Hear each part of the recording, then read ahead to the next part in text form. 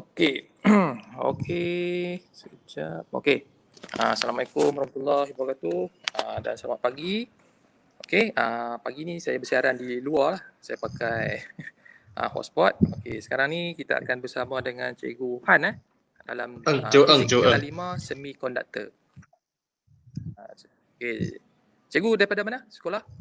Okey, saya daripada SMK IJ Convent JB. JB jelas tak banyak suara? orang Johor hari ni. Okey. Okey. So, saya persilakan Cikgu untuk teruskan PDP. Okey, saya akan share skrin Cikgu. Terima kasih. Sekejap. Okey. Okey, kena. Alright, okay, so kita boleh mula. Alright, okay, good morning everyone. Alright, so I'm Cikgu Ng from SMK Infant Jesus Convent, okay, Johor Bahru. Okay, so today the topics we will discuss, okay, and we will learn what is a semiconductor diodes. Right, it's chapter 4 for the Form 5 Physics SPM. Right, so and then today our focus on the learning outcome is at the end of the lessons. Right, so we hope that the student is able to describe semiconductor in terms of resistance and free electrons. Okay, and then the second, our learning outcome focus will be on discrete N-type and P-type semiconductor. Right. First, when we look at the way how we classifications on our methods, right? So usually we know that from the primary school, right? From primary school science, I think all the students know that we have the material that we call it as an electrical conductor, and then we also have the material that we call it electrical insulator. Okay, so the difference between the conductor and insulator is conductor we can use it to conduct electricity. So example, we have the connecting wire, right? And then we have so many electrical devices. All those are made from the electrical conductor. Okay. And then the electrical insulator example like the paper, wood. Okay, all these are the material that are unable to conduct electricity. Okay, so this is what we learned since our primary school science. Okay, so today come to the Form 5 Physics chapter 4. We're going to learn another one type of material that we call it semiconductor, right? Which is in between conductor and insulator. So we have that's why I call it semiconductor. So we're going to learn, okay, actually semiconductor is what? Okay, and then before that, okay, I have to let you know first. Today, most of the technology without the semiconductor, example, we can't have our computer. Okay, which is more important in our daily life now. Alright, so now have a look. Okay, this one is showing about the properties of the semiconductors. Okay, first one, okay, we try to look at the electrical conductivities of the semiconductor compared to our electrical conductor and electrical insulator. Electrical conductivity means that it's the ability of the material to conduct electricity. So from the diagram that I show you here, we can see, okay, we can see very obvious, which is the highest electrical conductivity is our electrical conductor. And the semiconductor is less than electrical conductor, and the insulator is the lowest one. Okay. When we look at the electrical resistivity, so then definitely our electrical insulator, okay, the electrical resistivity will be the highest. Okay, will be the highest amount compared to the semiconductor and the electrical conductor. Which is when we mention about the electrical resistivity, our electrical conductor will be the lowest. So that's why it's able to conduct electricity because the electrical resistivity is lower. So means when the time you try to explain the meanings of the electrical try to explain the meaning of the semiconductors. So the student have the options. Either you mention about the electrical conductivities, or either you try to explain by electrical resistivity. So only the difference is you have to always remember when you try to explain what is the semiconductor, then using the electrical conductivity to explain the semiconductor, you have to mention electrical conductivities of semiconductor is less than conductor but higher than insulator, and vice versa for the electrical resistivity. So you just choose either one to explain the meaning of semiconductor. Okay, so now we're going to learn why the electrical conductivity and the electrical resistivity of semiconductor actually is in between our electrical conductor or insulator. So at the end, I think the student will come out with one question. So if in between, then by right our semiconductor, it should be considered as an insulator or actually is considered as conductor. So this part, it will make the student confused. Okay, so now we have a look for the one simple circuit. Okay, let's say you are providing a battery. Okay, example, when you're providing a battery here, okay, let's say we have a battery. We just look at the simple connection circuit. Simple connection circuit. The battery we connected to the bulb. So let's say in this circuit we have a switch here.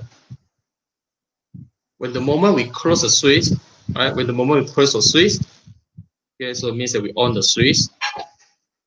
Definitely our bulb will be light up, right? Okay, so this one is a very, very basic one complete circuit. Okay. The problem is if we remove the switch, let's say we remove the switch, and then we connect connected here with the one wooden block. Let's say we use a wooden block to complete the circuit, and then we notice that definitely the bulb unable to light up because the wooden block actually is the electrical insulator, unable to conduct electricity. Unable to conduct electricity for this electrical insulator because as an electrical insulator, electrical conductivity is very, very low and the electrical resistivity is very high. So that's why unable to conduct electricity. So next, if we let it connected with the one metal, right, which is as our conductor, okay, which is our conductor. So in that case, once it's complete the circuit with any metal get considered as an electrical conductor. So for sure our bulb will straight away light up because electrical conductor have a high electrical conductivity but very low electrical resistivity. So that's why we use it to conduct electricity. Okay, then the next one. What happens if we connected with a semiconductor? If we complete the circuit with a semiconductor, so at the room temperature, we notice that the bulb will be light up, but the problem is very dim. It's dimmer. We can't really see that the bulb actually lighting up, but we see slightly that the filament will have a little bit light. So this one is showing that the semiconductor have a very special properties compared to the conductor and insulator. And if we try to increase the temperature of the semiconductor, let's say we put on the fire. So when the slowly of the semiconductor temperature increases, we notice that the bulb will become brighter. Right? So there is a very special properties of the semiconductor. This thing happened. So now we're going to learn why semiconductor have the very special properties compared to the conductor and insulator. Okay, so that's why when you look at this slide, actually I already give you the idea. When the temperature is low, example on the left hand side here, when the temperature is low, example we're talking about the lowest temperature 0 Kelvin. At the low temperature 0 Kelvin, semiconductor, it will be act as a perfect insulator. it unable to conduct electricity at all when at the low temperature as low as 0 Kelvin, the lowest temperature. So the semiconductor, it will become perfect insulator. But once the temperature is increased, then the superconductor will turn as conductor. Right, so that's why we call this material as a semiconductor, right? Because it will depending on temperature. Okay. Why it will have? Why is the semiconductor have a properties like that? So now we look at this like again. If we look at the conduction band, forbidden band, and valence band of the semiconductor, so then it will be much easier for the student to understand. Right? Okay. So based on this diagram, so okay. So now you see here. Okay. Example, we look at the insulator. Okay, valence band. Valence band is the region where our valence electron stay. Okay, for the insulator, okay, all the valence electron will stay in the valence band. Okay. But to conduct the electricity, these valence electrons have to come to the highest energy band, which is we call it conduction band. Then only it can conduct electricity. The problem is for the insulator, the valence electron is not enough energy to across the forbidden band come to the conduction band to conduct electricity. Okay, this forbidden band you can consider as a gap to separate the valence band and the conduction band. So due to that, insulator unable to conduct electricity because the electron cannot across the forbidden band come to a conduction band to conduct electricity. When you look at the conductor here on the right hand side here, when you look at the conductor, okay, the valence electrons on the conductor actually we consider as a mobile electron anytime standby to conduct electricity, because as you can see the purple colors here is showing that there's no gap. There's no gap between the valence band and the conduction band for the conductor. But why there's a purple color there? The purple color is showing that valence band and conduction band actually is overlapping. So that's why there's no any problem for the valence electron come to the conduction band to conduct electricity, because there's these two bands actually they're overlapping. So that's why it's showing the purple color. So electron is very easy come to conduction band to conduct electricity all the time. But for the semiconductor, we have the small gap. We have the small forbidden gap to separate the conduction band and the valence band. So when the moment the temperature is low, the valence electron for the semiconductor, it will be not enough energy. Then at the end, it will just stay at the valence band to make it unable to conduct electricity, because electron cannot across the gap come to the conduction band to conduct electricity when the temperature is low. But once we provided the energy, which is we increase the temperature, then the electron will gain enough energy to come to the higher energy level, which is the conduction band to conduct electricity.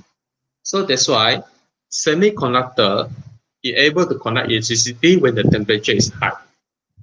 So according to this understanding, means for the insulator also have the possibility become conductor to conduct electricity based on the understanding of the semiconductor. The problem is the forbidden band of the insulator is too wide. It means that the gap is just too big. So even that by theory, there's a possibility for insulator to become conductor when the temperature is high enough to let the electron gain enough energy. So, but practically we are unable to do so. Example, when talking about the wooden block. Okay, when you try to turn the wood as a conductor, you raise up the temperature for the wood. Before the electron get enough energy come to conduction band, the wood is already become carbon, it's already burned, become the dust. So that's why there's no chance for insulator to turn itself become conductor. Right? Even by theory, there's a possibility, but we still have to remember there's the other physical factor on the insulator itself to limit, okay, to distract the insulator turn become conductor. Only the semiconductor able to do so, right? So that's why the semiconductor is very special. Okay. So actually, what we learned for the example of the semiconductor that we have. Okay. So the common material for semiconductor that we use in the industry, okay, example is silicon and germanium. Either it's a silicon or either it's germanium, which is a common material used in the industry for the semiconductor. Right, both of them are the tetravalence. Tetravalence means they have the 4 electrons at the outermost cell. Right, you can look at the ligand, and then this part you should learn in your chemistry. Right, because of the only 4 electrons at the outermost cells, so that either silicon or either germanium, they have to make 4 covalent bond. Okay, 4 covalent bond, then only they will protect. Okay, so this term all you learn in chemistry. Right, so that's why the ligand is showing like that. Okay, this one for the silicon and germanium. Okay, so now that is the part for us to understand the properties of semiconductor. Okay, so from the previously, just now what we learned is semiconductor, it will become conductor when the temperature is high, and then it will become insulator when the temperature is low. So then, because of that, actually is not that useful because it totally depends on temperature. To make it become very useful devices, right? So the scientists, they try to increase or try to change the electrical conductivity of the semiconductor by the one process we call it doping process. Okay, doping process is a process that we're adding small amount of impurities into the pure semiconductor, which is example just now what we learned is a silicon or germanium. Okay, the objective is to increase the electrical conductivity of semiconductor. Right, we're adding small amount of impurity into the pure semiconductor. So this process we call it doping. The purpose is to increase the conductivity. Right, so we have the 2 different way of adding impurities into the semiconductor. Either the impurity that we added is pentavalence or trivalence atom. Okay, example, the pentavalent means example that we have is the antimony, arsenic, or phosphorus. Okay, and then the other example for the trivalence is the boron, indium, or gallium. Right, so all this you learn in chemistry. So why we call it pentavalent? Pentavalent means that this type of elements have the 5 electron at the outermost cell. Have a 5 electrons at the outermost cells, and the trivalence means have a 3 electron at the outermost cells. Right. So what happened when we added this impurity into our semiconductor? Okay, so now there's an example. Okay, it will turn our semiconductor become n-type semiconductor if the doping process, doping into the germanium with the pentavalence impurity. Pentavalent impurities, okay, as I mentioned just now, they have a 5 electron at the outermost cells. But these 5 electrons is only make 4 covalent bond with our semiconductor. Right. So now you can look at here. Okay, we use a germanium as an example. Right. Okay, one. Okay, example like this one.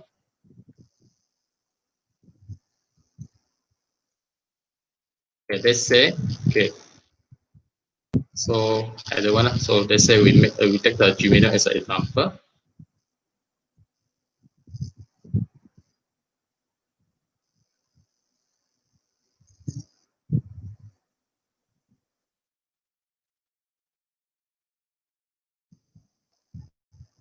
Okay, So example here. So the germanium. Alright, so now we focus on the germanium example. Okay, so for the pentavalent impurities example, we have the antimony here. So when you add the antimony into the impurities, alright, so we add the impurities here, antimony. So this one we change into antimony. So antimony itself have the 5 valence electron. Have the 5 valence electron, but there's only 4 will make the covalence bond with the in the germanium structure, crystal structure. So what happens is it will leave behind 1 electron as a donor. It doesn't stick into the covalence bond. Okay. This the 5th electron, because antimony has a pentavalent impurity, so that's why we have the 5 electron at the outermost cells, but it's only 4 will make covalence bond. So at the end, the 5th electron actually it doesn't stick to the covalence bond, and then it becomes the free to flow. It becomes free to flow. So and then this free to flow electron we call it donor. Okay, because it's extra. So it can give to the others. And this donor electron, it becomes the conductor electron. It can conduct electricity.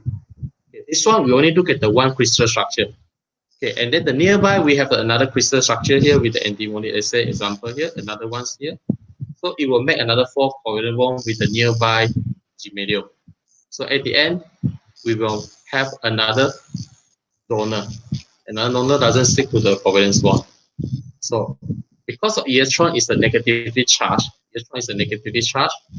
so that's why when we added the pentavalent impurity into a pure semiconductor, we have the majority credits are electron. Right? We have the majority charge credit are electron, right? Which is known as a donor. So at the end, this extra or the more negatively charged, so it make the semiconductor become N-type semiconductor. So N stands for negative, right? But remember, there's still balance in charge. Only the majority credits are electrons now, but doesn't mean that it become negative charge. No, that's why we just call it as an N-type semiconductor. The charge is still balanced because originally the germanium, either the pentavalent impurity, their number of electron is equal to the proton in the nucleus itself. So that's why they are balanced in charge. Only when we add to the doping process, it makes the 1 extra electron doesn't stick to the bond, right? Covalent bond. So that's why it becomes the free mobile charge. So now the free mobile charge majority that we have is the electron. So that's why we call it N-type semiconductor. So next one is a P-type semiconductor. P-type semiconductor, we doping the germanium with the trivalence impurity. Okay, trivalent impurities, which is an example, we use the indium here. So now look at this again. Okay, let's say we use a silicon here. So when we change it, when we added the indium here, right? So the indium is only have the 3 valence electron at the outermost cells. Okay, when you have the 3 valence electron, means it's only able to form the 3 covalent bonds with our semiconductor. So what happens is it will leave behind a hole. It will leave behind a hole. This hole, right? It will have like a positively charged because this hole is going to attract. It's going to attract the nearby electron come and fill up the hole.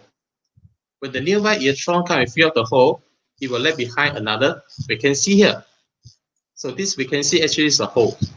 So the hole will continue attract the nearby electron come and fill up the hole. Because that's why we say that the hole have a positively charge to attract the negative electron come and fill up the vacancy. Okay. Based on these properties, that's why our electron for the pure semiconductor become active now. Right? And the holes become the majority charge credit. So this hole we call it acceptor. We're going to accept nearby electron come and fill up the vacancy. Right? So that's how we increase. That's how we increase the electrical conductivity of semiconductor. And this doping process, by adding the trivalent impurities into the semiconductor, it will turn our semiconductor become P-type. Okay, it become P-type semiconductor. Here it become N-type semiconductor. Because of the majority produced by the adding the impurity into the pure semiconductor, it turns it become N-type and P-type. But the student have to remember, it doesn't mean that this type of semiconductor, it become unbalanced in charge.